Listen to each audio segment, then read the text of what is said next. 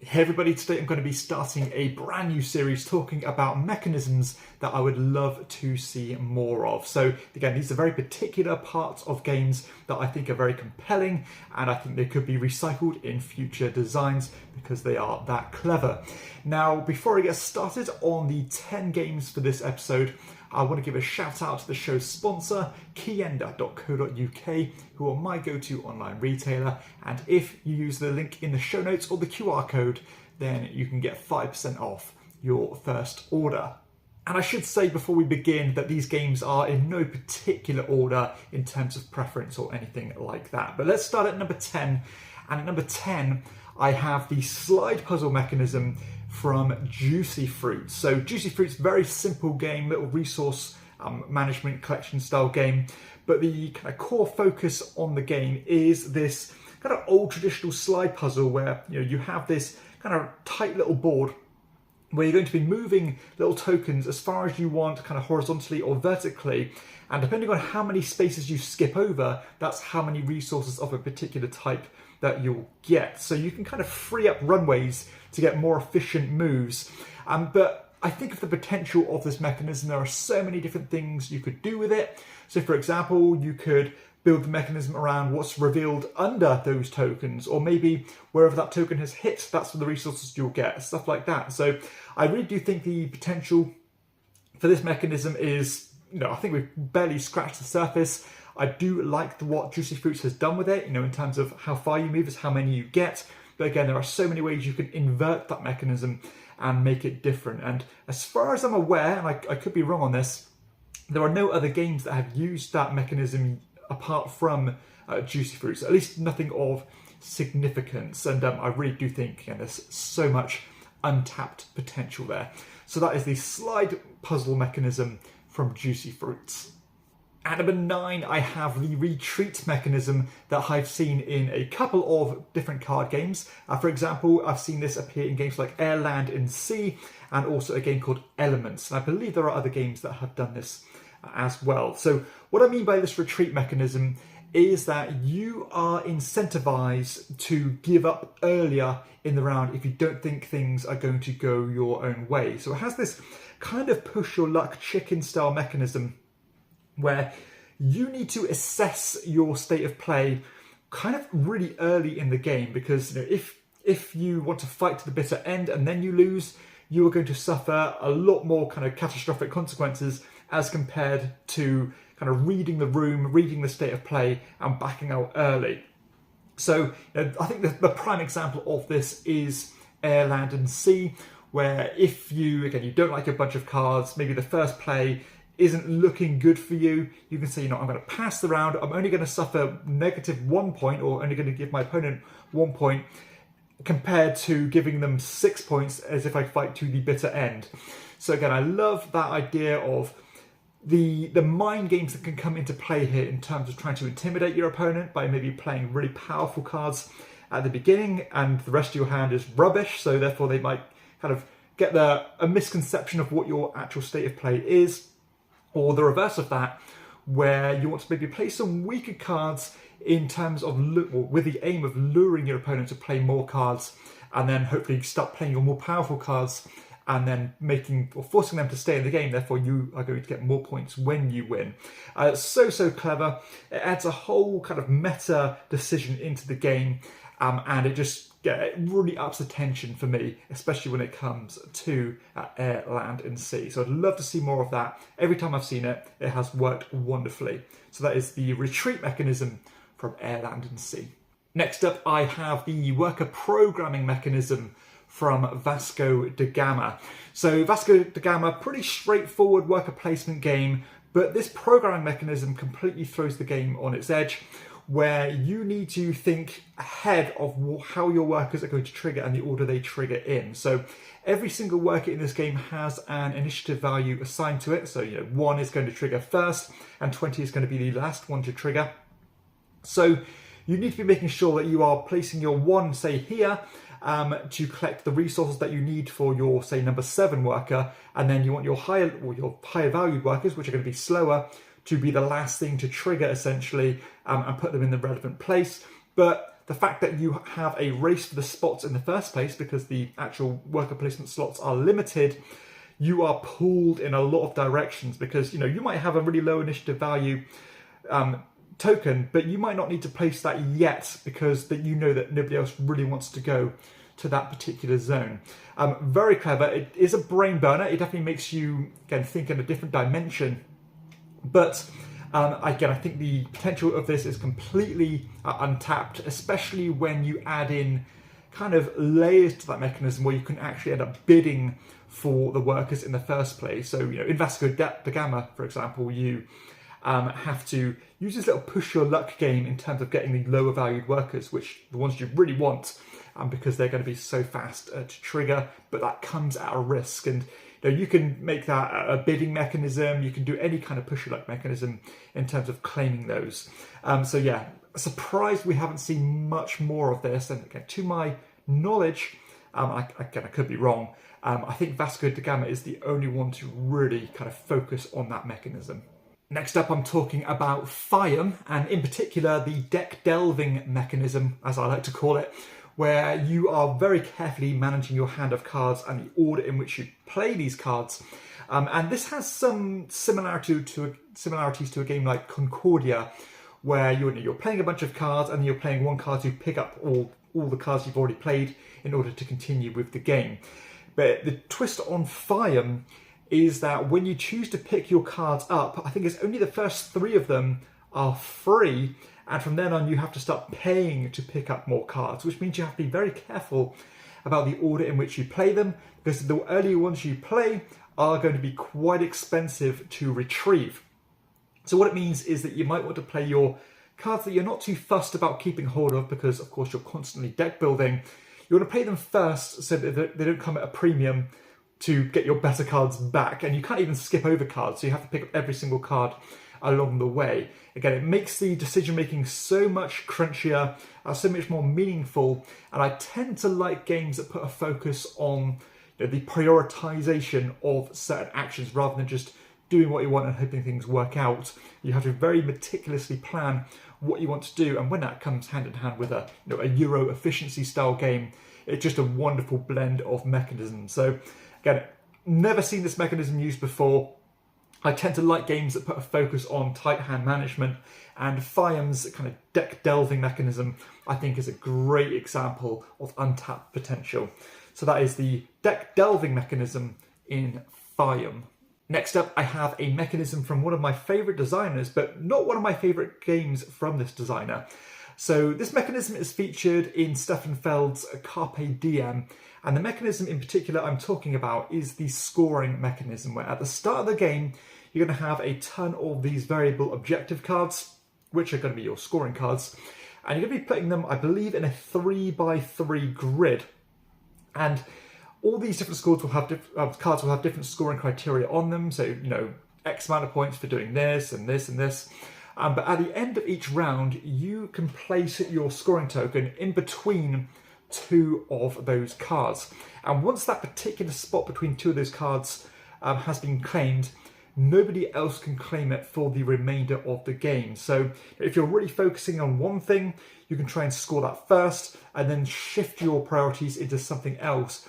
And it does mean that the player interaction comes to the forefront of the game, because if your opponent is doing exceptionally well in one particular kind of field of the scoring, then you might even be encouraged to hate draft them or hate score them by going to that particular spot to stop them from scoring it. It might not be great for yourself, but the kind of net gain or net loss might be beneficial to you to prevent your opponent from scoring that particular combination of cards. Again, especially when you do have variable objectives, it completely adds, almost exponentially the variability of the scoring and the replayability and the feel of the game in terms of the objectives that you are reaching for. So again, I'm surprised I don't see more of this mechanism. Carpe Diem isn't actually a game I love. I think it's a good game, but I think that scoring mechanism is fantastic, and I want to see more of it. It really does up the tension when it comes to the scoring part. So that is the adjacent scoring cards for Carpe Diem. Next up, I am talking about another mechanism from the great Stefan Feld. And this mechanism I'm talking about is featured in games like Amsterdam or the original Macau. And the mechanism I'm talking about is the resource wheel. Now, this is a fascinating and definitely a brain-burnery style mechanism that forces you to think ahead. So basically, the idea I'm thinking about is when you draft resources or when you take resources, the fewer resources you take means you'll access them earlier. So the way it's implemented in the games I've mentioned is that when you draft a particular die, you're going to get resources assigned to that die color. So for example, if you draft black 6, you'll get 6 black resources. If you draft a black 1, you get 1 black resource. But the twist on the game is that if you take those 6 black resources, you're going to put them on this resource wheel that will rotate once per round, meaning that you will not get those 6 resources until 6 turns time. And if you take 4 resources, you'll get them in 4 rounds time, and so on. So as you can imagine, you are forced to think ahead. Now, if you're more of a tactical thinker, you can only think 1 or 2 rounds ahead, but you'll be getting fewer resources and therefore be less efficient by taking that particular route. So you are forced and almost pigeonholed, at least if you want to be good at this game, to think ahead. And when you're reaching for certain goals, you can imagine that if you take, say, 6 resources in this round, and then in 2 rounds' time you draft a 4, then those 4 resources are going to be on the same spot as those 6 resources were 2 rounds ago. Therefore, you can line up kind of super turns. Genius mechanism. I've never seen it before, and it is so well implemented. I'm terrible at doing the mechanism, but it's kind of one of those mechanisms that makes me want to come back to a game and scratch that itch and try to almost conquer it and be better at it. So great idea. That is the resource wheels for Amsterdam or Macau. Next up is a mechanism that I do try to talk about as much as possible on the channel, because this is a tragically underrated game. This is the cash mechanism for Pergamon. So Pergamon, very simple little kind of set collection style game, but the money mechanism of the way you gain your currency is fascinating, as you kind of have this greed style mechanism where every round you are going to have 2 cards, and you're not quite sure what exactly is in or on the other side of those cards in terms of the money on them. So you've got these chests which will have the high amounts, or these little bags that will have the lower amounts, but I can't remember the exact figures, but let's just say in those bags there might be somewhere between 1 or 4 coins, and in the chests there might be somewhere between like 4 and 8 coins, something like that. So you have a kind of parameter of what could be in the bags, but you don't know exactly. And what you're going to do in turn order is you're going to be placing your little worker on this track, and on this track it will show how much money you are willing to take from the bag. And if you go earlier, as if you'll say, no, I'll only take 3 coins from that bag, then you will get first pickings when it comes to it. But you could, of course, be quite greedy and say, I want 7 coins from the bag, but every player before you is going to take from that bag before you, and you'll be left with what's left, if anything. Sometimes there'll be lower amounts, so going very low on that priority order, it might not be great in terms of the money you'll get, but you might stop anybody else getting anything else. So again, it's all about how greedy you want to be. Sometimes it's going to pay off big by taking the remainder of what's in the bag. Sometimes you're going to get bitten by doing that. But it's a really cool decision, especially when you're planning ahead with what you want to buy. Is it worth taking a big gamble to have a massive turn? Or do you want to be a steady Eddie, be a bit more predictable and be satisfied with what you've got? So yeah, love that mechanism. This is truly a unique mechanism that I've never seen before. And it is kind of the focus point of when I think about a game like Pergamon. It definitely does differentiate itself from so many other games of that weight caliber because of that sweet and unique mechanism. So that is the cash or the currency mechanism for Pergamon. Next up is a mechanism that I've seen in a couple of games now, in particular games like Tinner's Trail or Carson City, and I believe there are more games that have done this. This is the idea of converting money into points more efficiently earlier in the game. So this works really well again in kind of Euro or economic resource management style games, where money is such a vital resource in the game. But at certain checkpoints in the game, you have the opportunity to get rid of your money to trade it in for victory points.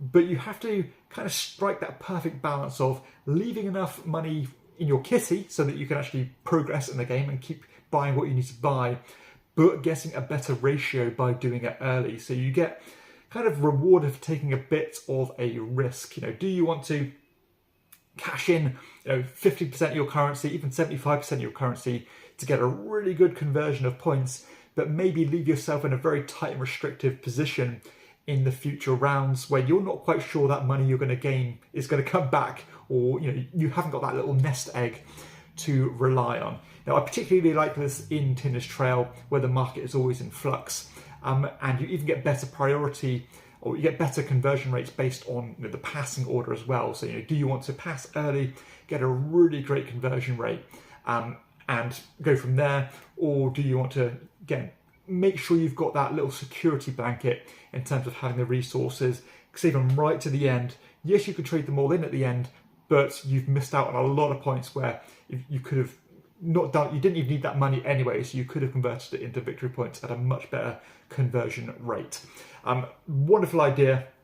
Again, it's one of those games that puts a whole different decision on you, kind of a longer thread of a decision in terms of a strategic choice. So love that idea of that early conversion for better points ratios as compared to waiting until the very end. Next up, I have a mechanism that was featured in a game called Shakespeare, a kind of a lightweight Euro.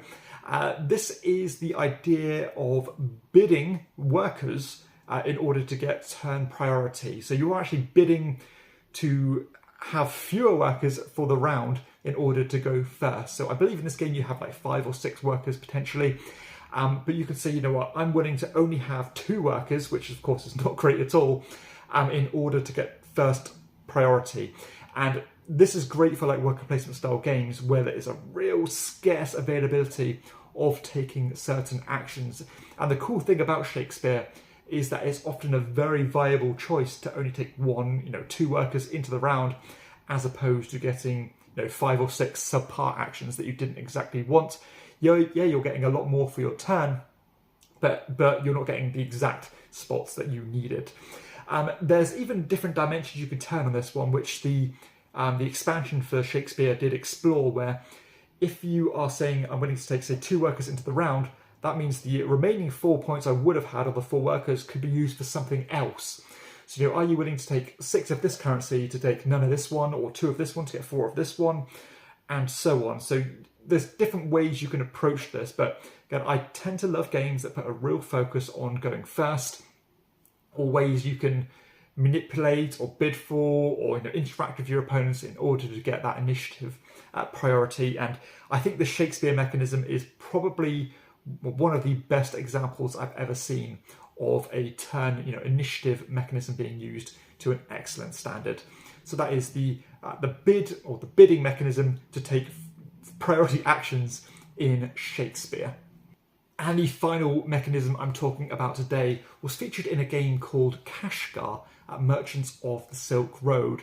And the mechanism I'm talking about is this caravan mechanism where you have columns of cards. So you're going to start with, I believe, only 3 columns of 2 cards.